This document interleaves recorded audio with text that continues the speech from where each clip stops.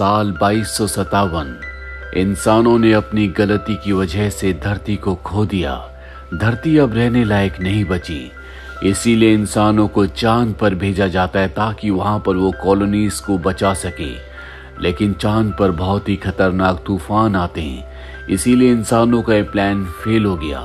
लेकिन अब भी यहाँ पर इंसान है, वो यहाँ पर माइनिंग करते हैं ताकि दूसरे प्लेनेट ओमेगा के लिए रिसोर्सेज इकट्ठा कर सके जहां पर इंसान चले गए हैं। वो प्लेनेट पूरी तरह से सुरक्षित है। चांद पर रहने वाले हर एक इंसान को 20 सालों तक यहां पर माइनिंग करनी होगी, जिसके बाद उसे ओमेगा प्लेनेट भेज दिया जाएगा। लेकिन काम करते हुए 20 साल से पहले अगर किसी की मृत्यु हो गई तो उसके बचे हुए सालों को उसके परिवार वालों को करना होगा, यानी कि अपने 20 साल और उनके परिवार के उस सदस्य के बाकी साल जिसकी मृत्यु हो चुकी है। लेकिन अगर मरने वाले के परिवार वाले की उम्र 18 साल से कम है तो उसे सीधा ओमेगा भेज दिया जाएगा, जहां पहुंचने में 75 साल लगते हैं। लेकिन उस इंसान को क्रायोस्लीप में रखा जाता है, जिस वजह से उसकी उम्र नहीं बढ़ती। यानी कि जब वो 75 सालों के बाद ओमेगा प्लेनेट पर पहुंचेगा तो उसकी उम्र उतनी होगी जिस उम्र में उसे क्रायोस्लीप में डाला गया था। लेकिन उसके साथ के हर एक इंसान की उम्र 75 साल बढ़ चुकी होगी, जो क्रायोस्लीप में नहीं थे। यहाँ चांद पर रहने वाला हर एक इंसान बहुत ऊब चुका है, क्योंकि यहाँ की जिंदगी में कोई इंटरटेनमेंट नहीं है। ये सब के सब बंकर्स में रहकर बोर हो चुके हैं। साथ ही यहाँ पर एक अफवाह है कि चांद से कोई चमकदार चीज टकराई है, जिससे एक बहुत बड़ा गड्ढा हो गया, लेकिन उसके आसपास जाने की परमिशन किसी को नहीं है। यहीं पर हमें कैलिब नाम के एक बच्चे को दिखाया जाता है, जिसके पिता की कुछ वक्त पहले माइनिंग करते हुए मृत्यु हो गई। उसकी मॉम भी इस दुनिया में नहीं है और अब कैलिब अकेला बचा है। उसकी उम्र 18 साल से कम है, इसीलिए रूल्स के मुताबिक उसे यहाँ से ओमेगा प्लेनेट भेजने की तैयारी की जा रही है। लेकिन कैलिब नहीं जाना चाहता, क्योंकि यहाँ पर उसके दोस्त हैं। वो अपने दोस्तों के साथ रहना चाहता है। वहीं कैलिब अपने दोस्तों के साथ एक रोवर चुराने की कोशिश करता है ताकि वो यहाँ से बाहर जा सकें।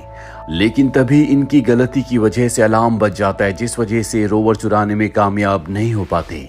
यहाँ कैलिब के हाथ में एक कैप्सूल होता है जो उसे एक आदमी ने दिया था, जो उसके पिता की राख में उसे मिला था। उसके पिता ने उसे बताया था कि यहाँ से दूसरी तरफ, यानी कि चांद के उस हिस्से में जहाँ पर किसी का भी जाना अलाउड नहीं है, एक चीज टकराई है। तुम्हें वहां जाकर देखना चाहिए। और अब कैलिब वहां पर जाना चाहता है। कैलिब को एक ऑफिसर अपने पास बुलाती है और बताती है कि कल से मीटियोर शावर शुरू होने वाला है, और जैसे ही वो शावर खत्म होगा तुम्हें यहाँ से ओमेगा के लिए रवाना कर दिया जाएगा। ओमेगा एक ऐसा प्लेनेट है जहां पर इंसान खुश है, लेकिन कैलिब की खुशियां उसके दोस्तों के साथ है।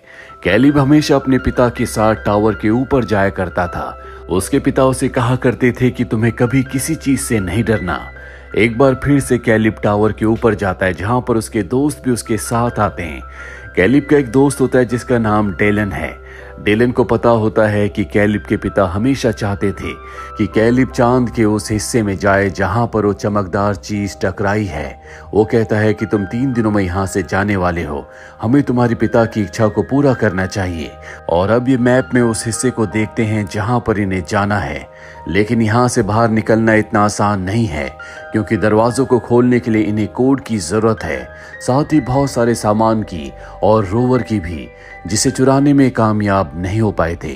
ये वो सारा सामान इकट्ठा कर लेते हैं जो इन्हें बाहर सरवाइव करने में मदद करेगा। लेकिन सबसे मुश्किल है उस कोड को प्राप्त करना जिससे दरवाजे खुलते हैं। डेलन कहता है कि एडिसन इसमें हमारी मदद कर सकती है। उसके पिता एक वैज्ञानिक है, कुछ ही वक्त पहले वो पृथ्वी से यहाँ पर आई है। वो एडिसन से मिलता है। एडिसन उसकी मदद करने से मना कर देती है। उसे डेलन सब कुछ बताता है कि किस तरह से उनका दोस्त कैलिब हमेशा के लिए यहाँ से ओमेगा जा रहा है, और उसके पिता चाहते थे कि वो उस हिस्से में जरूर जाए जहाँ पर वो चमकदार चीज टकराई थी। इसीलिए हम सब उसके पिता की आखिरी इच्छा को पूरा करने के लिए उस जगह पर जाना चाहते हैं, जिसके लिए हमें दरवाजों के कोड की जरूरत है। एडिसन कहती है कि ठीक है, मैं तुम्हारी मदद करूंगी, लेकिन मैं भी तुम्हारे साथ जाऊंगी। ये उसकी बात मान जाते हैं और अब सबसे पहले ये रोवर के पास जाते हैं क्योंकि बाहर जाने के लिए इन्हें रोवर की जरूरत है।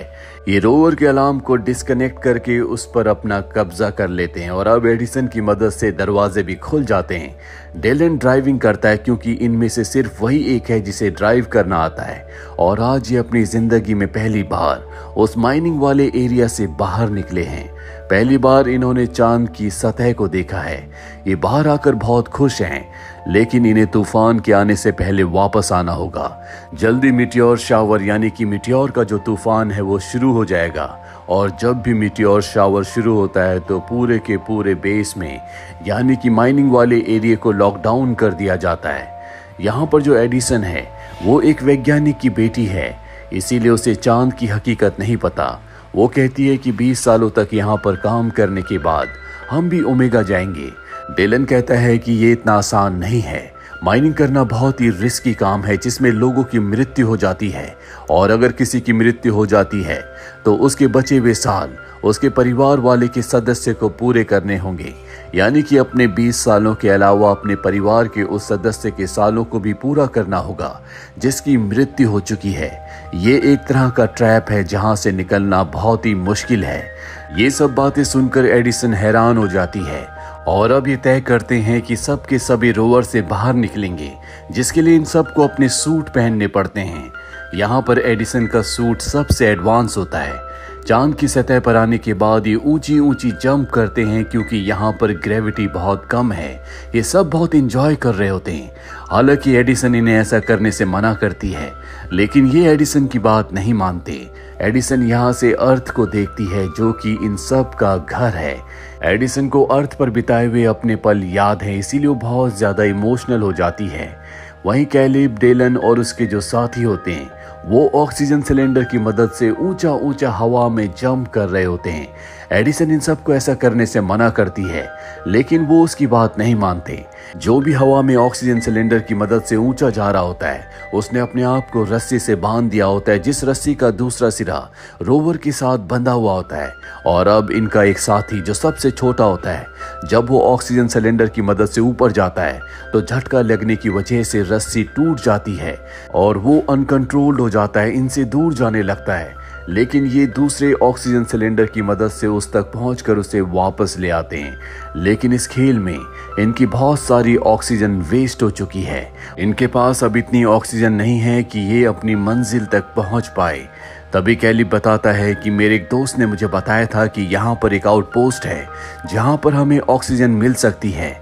लेकिन इन्हीं में एक बच्चा होता है जो कहता है कि मेरे भाई ने मुझे बताया था कि वहाँ पर भूत रहते हैं, इसीलिए मैं वहाँ पर नहीं जाऊँगा। लेकिन इनके पास वहाँ पर जाने के अलावा कोई रास्ता नहीं है। जल्दी ये अपने सफ़र पर आगे बढ़ चलते हैं। ये उस आउटपोस्ट पर पहुंच जाते हैं जहां पर अंधेरा होता है और इन्हें एहसास होता है कि अंदर कुछ है। इन्हें कुछ आकृतियां दिख रही होती हैं जिससे सब के सब डर जाते हैं। पर जब ये लाइट जलाते हैं तो इन्हें पता चलता है कि ये असली इंसान नहीं है बल्कि उनके स्टैचूज हैं।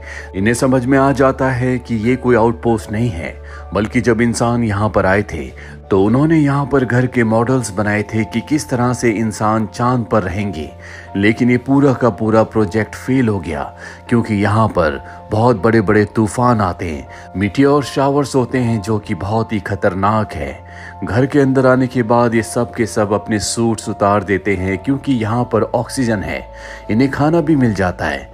ये तय करते हैं कि आज रात ये यहीं पर स्टे करेंगे। यहाँ बातें करते हुए इन सब को एडिसन बताती है कि जब मैं अर्थ पर थी तो मेरे मॉम डैड का डाइवोर्स हो गया था, जिसके बाद मेरी मॉम मेरे भाई को अपने साथ ओमेगा प्लेनेट ले गई और मैं अपने डैड के साथ यहाँ चांद पर आ गई। सब के सब सो जाते हैं, लेकिन कैलिब और एडिसन अब भी बातें कर रहे होते हैं। कैलिब कहता है कि मेरे डैड मॉम के इस दुनिया से जाने के बाद डेलन ने मुझे सहारा दिया, वही मेरा दोस्त है। हालांकि मैं यहाँ से नहीं जाना चाहता, लेकिन रूल्स के मुताबिक मुझे यहाँ से जाना होगा। जब मैं यहाँ से चला जाऊँ तो तुम डेलन का साथ देना क्योंकि उसका मेरे अलावा इस दुनिया में कोई नहीं है। उसके पिता भी उसे छोड़कर चले गए। एडिसन वादा करती है कि वो हमेशा डेलन का साथ देगी। अगली सुबह एक बार फिर से अपने रोवर से आगे का सफर तय करते हैं, लेकिन जल्दी ये देखते हैं कि इनके रोवर की जो बैटरी है वो पूरी तरह से खत्म हो गई है और मीटियोर के तूफान से पहले इन्हें उस जगह पहुंचना होगा जहां पर वो चमकदार चीज टकराई थी, जिससे एक बहुत बड़ा गड्ढा हो गया था। लेकिन यहां से आगे बढ़ने से पहले ये अपने रोवर से इमरजेंसी अलार्म बजा देते हैं ताकि माइनिंग वाले एरिया में सबको पता चल जाए कि इनकी जान खतरे में है और वो इन्हें बचाने के लिए आ जाए। जल्दी ये उस गड्ढे तक पहुंच जाते हैं जो कि बहुत ही विशाल होता है। ये उसके अंदर जाते हैं जहां पर गलती से एडिसन के हाथ से एक बटन दब जाता है और अगले पल यहाँ पर सब कुछ बदलना शुरू हो जाता है। इन्हें ऐसा लगता है कि ये पृथ्वी पर है, हालांकि ये सच्चाई नहीं होती, ये सिर्फ एक वीडियो विजुअल है। ये इतना रियल होता है कि इन सबको ऐसा लग रहा होता है कि ये सच में पृथ्वी पर है। यहाँ कैलिब देखता है कि एक टाइल के ऊपर एक निशान है और जब वो उस टाइल को हटाता है तो उसके नीचे उसके मॉम डैड की फोटो होती है, साथ ही एक कैप्सूल भी होता है। ये कैप्सूल उसी तरह का कैप्सूल है जैसा कि उसके पास है।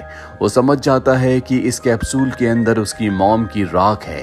कैलिब ने पहली बार जिंदगी में अपनी मॉम की फोटो देखी है, इसीलिए बहुत ज्यादा इमोशनल हो जाता है। साथ ही वो अपनी मॉम की राख के साथ अपने पिता की राख रख देता है। उसे ये भी समझ में आ जाता है कि क्यों उसके पिता चाहते थे कि वो यहाँ पर आए। वो बहुत ज्यादा उदास होता है। उसका दोस्त डेलन उसे समझाता है कि तुम्हें उदास नहीं बल्कि खुश होना चाहिए। तुम यहाँ से ओमेगा जा रहे हो। यहाँ पर रहने वाले हर एक इंसान का एक ही सपना है कि एक दिन वो यहाँ से ओमेगा जाएगा। लेकिन कैलिब यहाँ से नहीं जाना चाहता और अब डेलन उसे सच बताता है। वो कहता है कि तुम्हारे पिता की एक्सीडेंट में मृत्यु नहीं हुई बल्कि उन्होंने अपनी जान दी है ताकि तुम्हें यहाँ से ओमेगा भेज दिया जाए जहाँ पर तुम एक अच्छी बेहतर जिंदगी गुजार सको। ये सुनकर वो हैरान हो जाता है। दरअसल कैलिब के अलावा हर एक को ये बात पता थी और तभी इनके एक दोस्त की तबीयत खराब हो जाती है। ये उसे लेकर जल्द से जल्द अपने रोवर तक पहुंचना चाहते हैं, लेकिन इससे पहले कि ये अपने रोवर तक पहुंचते मीटियोर शावर यानी कि मीटियोर का जो तूफान होता है वो शुरू हो जाता है। ये उन गिरते हुए मीटियोर से बचने की कोशिश कर रहे होते हैं क्योंकि अगर मीटियोर से घायल हो गए तो इनकी जान चली जाएगी। ये सब के सब इधर उधर भागना शुरू कर देते हैं और इसी बीच इनकी जो दोस्त एडिसन होती है वो इनसे अलग हो जाती है। लेकिन डेलन और कैलिब उसे ढूंढने जाते हैं। जल्दी एडिसन इन्हें मिल जाती है जिसे ये अंदर ले आते हैं, लेकिन डेलन का जो हेलमेट का फ्रंट ग्लास होता है वो क्रैक हो जाता है जिस वजह से वो बेहोश हो रहा होता है। ये उसके हेलमेट को रिपेयर करते हैं, लेकिन मीटियोर शावर की वजह से इनका जो रोवर होता है उसका ग्लास भी टूट जाता है। इसीलिए इन सबको हेलमेट पहन कर रखना पड़ता है और अब धीरे धीरे इनकी ऑक्सीजन खत्म हो रही है। इन सब को समझ में आ चुका है कि ये इनकी जिंदगी के आखिरी पल हैं। ये इस बात से खुश होते हैं कि जिंदगी के आखिरी पलों में ये एक दूसरे के साथ हैं और धीरे धीरे सब के सब बेहोश हो जाते हैं। कुछ वक्त के बाद कैलिब को होश आता है। उसे पता चलता है कि अब वो चांद पर नहीं बल्कि ओमेगा पर है, यानी कि उसे 75 साल हो चुके हैं। 75 सालों से वो सफर कर रहा था। कैलिब अब भी अपने दोस्तों से बहुत प्यार करता है, वो उनके बारे में जानना चाहता है। जिसके बाद एक नर्स उसके पास आती है और उसे एक डिवाइस देती है जिसमें उसके दोस्तों के मैसेजेस हैं। उन मैसेजेस को सुनने के बाद उसे पता चलता है कि उसके एक दोस्त ने अपनी बेसबॉल की टीम बनाई है जैसा कि वो हमेशा चाहता था। वहीं एडिसन ने स्ट्राइक की ताकि वहां पर रहने वाले माइनर्स की जिंदगी को बेहतर किया जा सके। साथ ही उसने डेलन से शादी की। डेलन और एडिसन के बच्चे हैं, उनके ग्रैंड सन्स हैं क्योंकि उन्हें वहां चांद पर अब कई साल बीत चुके हैं। इनका एक साथी एडमिनिस्ट्रेटर बन गया। ये सारी बातें जानकर कैलिब बहुत खुश होता है। इसके बाद एक फैमिली आती है जो कैलिब को अडॉप्ट कर लेती है जैसा कि उसे बताया गया था। ये प्लेनेट बहुत ही खुशहाल होता है। यहाँ पर उस सब कुछ होता है जो कभी पृथ्वी पर था, जिसे इंसानों ने खुद अपने हाथों से बर्बाद कर दिया। इसके बाद कैलिब एडिसन के भाई को ढूंढता है। एडिसन का भाई उसे मिल जाता है जो कि अब भी उससे उम्र में छोटा है क्योंकि उसने भी 75 सालों तक सफर किया था और वो एडिसन के भाई को एडिसन के बारे में बहुत कुछ बताता है। और इसी के साथ ये फिल्म, ये कहानी यहीं पर खत्म हो जाती है। उम्मीद करते हैं कि ये कहानी आपको पसंद आई होगी।